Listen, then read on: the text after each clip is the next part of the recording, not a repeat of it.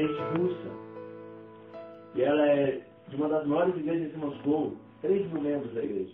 Está vendo? 3 mil, glórias, né? 3 mil. Só para me dar. Depois eu falo. E eu conversava com ela exatamente sobre o que era ser crente, o que era estar na vontade de Deus, o que era estar fazendo a obra de Deus, porque ela está indo conosco no orfanato. E uma menina que é aparentemente muito dedicada a Deus. Só que aí, conversando com ela, eu perguntava, quantos anos você é crente? E ela falou, bom, eu sou crente há 8 anos e meio. Eu falei, amém. Muito legal, bonito isso, 8 anos e meio. Então ela se converteu quando tinha 14, ela tem 22 hoje. E eu perguntei a ela, você é crente há 8 anos e meio, legal, mas quando realmente a sua vida mudou com Deus? E ela me disse que a vida dela mudou somente há 5 meses atrás. Ela teve um encontro real com Jesus somente há 5 meses atrás, só em outubro. Antes, um pouco de outubro, ela teve um encontro com Deus somente ano passado.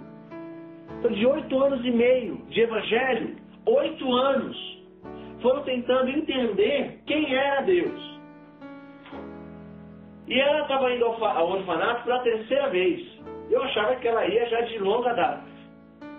Então foi onde que ela fez em mim, que também ela estava naquela caminhada com Deus, digamos assim, novinha, de impacto com Jesus, com quem Jesus é, o que Jesus quer de nós. Então eu perguntava a ela, mas vem cá, agora que você descobriu sobre o poder de Deus, sobre Jesus, agora que você teve um encontro com Jesus, como é que está a sua vida? Como é que você está? E ela disse para mim o seguinte, que todos os amigos dela, todos da igreja que ela frequenta, disseram para ela que ela estava perdendo o tempo dela fazendo a obra que ela está fazendo no orfanato. Todos. Todos. Ela disse, por isso eu não disse o nome da igreja, ela disse que os jovens da igreja que ela frequenta, eu estou falando de igreja russa, e no mundo inteiro não vai mudar muito disso. O povo está mais preocupado em conversar, por exemplo, sobre a marca da roupa que eles vão para a igreja.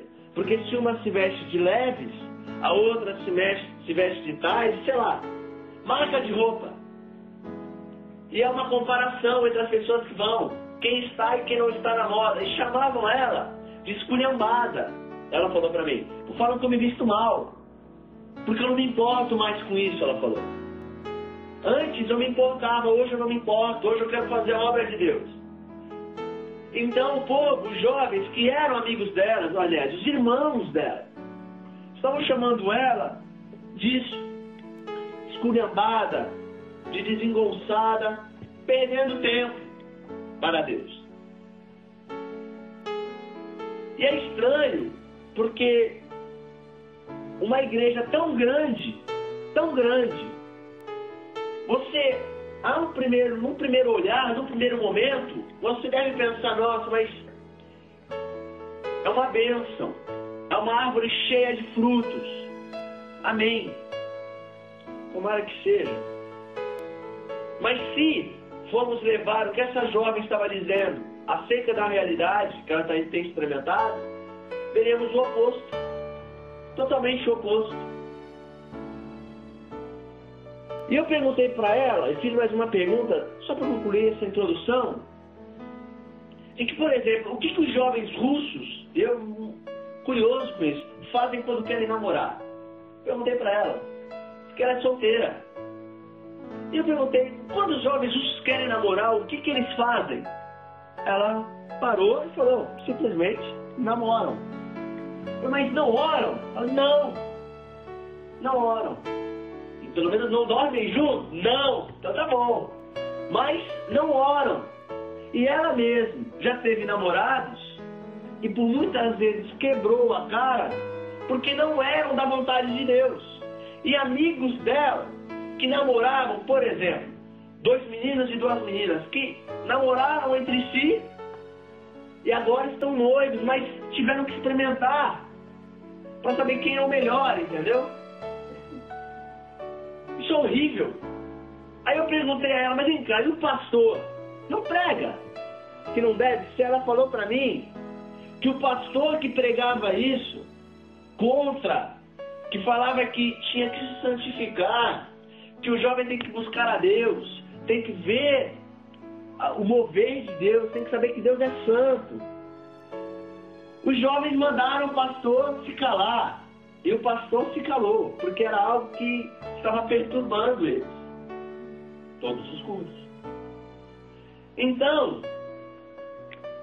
quando eu descobri isso, quando estava eu e o Vitor conversando com ela, quando nós ouvimos isso, um olhou para a cara do outro e falou, mas como é que pode? O Vitor falou para mim, Jesus vai cobrar eles. Eu falei, vai cobrar mesmo, porque há uma responsabilidade em cima disso. E ela falou que os jovens da igreja, os jovens, estão cada vez mais perdidos. Não sabem quem é Deus. Não sabem e não conhecem o poder de Deus. O poder que ela experimentou há 5 meses atrás. Então ela também há 8 anos não vinha conhecendo isso. E ela tem orado, esperando um renovo na igreja. Um renovo. Porque eles tinham uma meta de alcançar não sei quantas mil pessoas, eram 10 mil pessoas. E hoje tem diminuído o número de pessoas. Porque sem santidade, Deus não tem como habitar. Ela fala, e eu creio que o pastor dela seja uma bênção. Mas é necessário confrontar, é necessário sempre dizer a verdade que o povo precisa ouvir. E infelizmente o Evangelho não tem sido pregado dessa forma na maior parte do mundo. Por quê? Dou um exemplo. Eu estive na Alemanha por 10 dias, em Frankfurt. Literalmente, eu vou dizer uma coisa para vocês, literalmente, o que eu pude saber de Evangelho em Frankfurt está morto. Morto. Igreja, a única que eu vi lá, que um pastor era brasileiro, irmãos, eu chorei no culto. Sério mesmo, eu chorei. Chorei de tristeza mesmo. E quando eu soube que bebida, cigarro, sei lá o que for, é liberado, desde que você venha para a igreja. O Evangelho, então, na Alemanha, a Stephanie esteve na Alemanha, ela conheceu uma igreja, que é brasileira, que é uma bênção lá. Mas, de forma geral, um país onde tem a sua raiz do protestantismo, está morto. E quando nós vamos, sei lá, para o Brasil, nós vamos ver igrejas cheias, mas também veremos crentes vazios, porque não conhecem a glória de Deus. Porque não têm aprendido que o Evangelho é feito de água, de sangue e pelo Espírito Santo de Deus.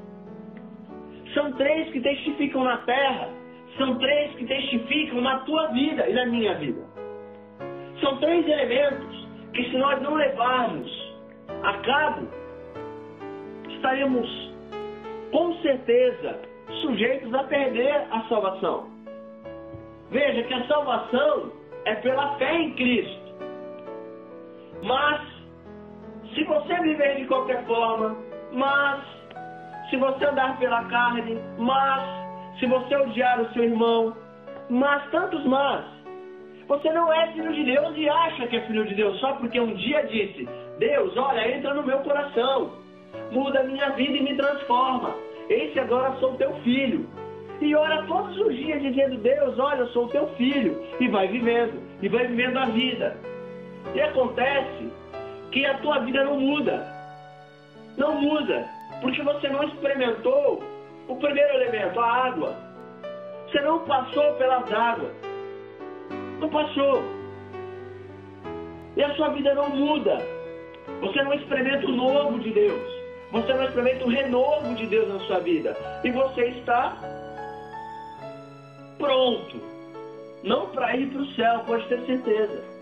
E essa é uma verdade que, infelizmente, a maior parte das igrejas não pregam. Ou a maior parte de nós não pregamos. Exemplo, você tem seu amigo que diz que é crente, mas vive fazendo coisa errada. Você não fala para ele, muda, cara. Muda porque você está errado. Você precisa mudar, Por quê? Porque Jesus está à porta. Jesus está voltando. Às vezes a gente acha que tem 50 anos por aí. E pode ser hoje. Pode ser amanhã. Nós corremos contra o tempo. E às vezes você vê um cara pecando e você não fala. E Deus diz na palavra o quê? Olha, se você vê seu irmão pecando e você não o alerta,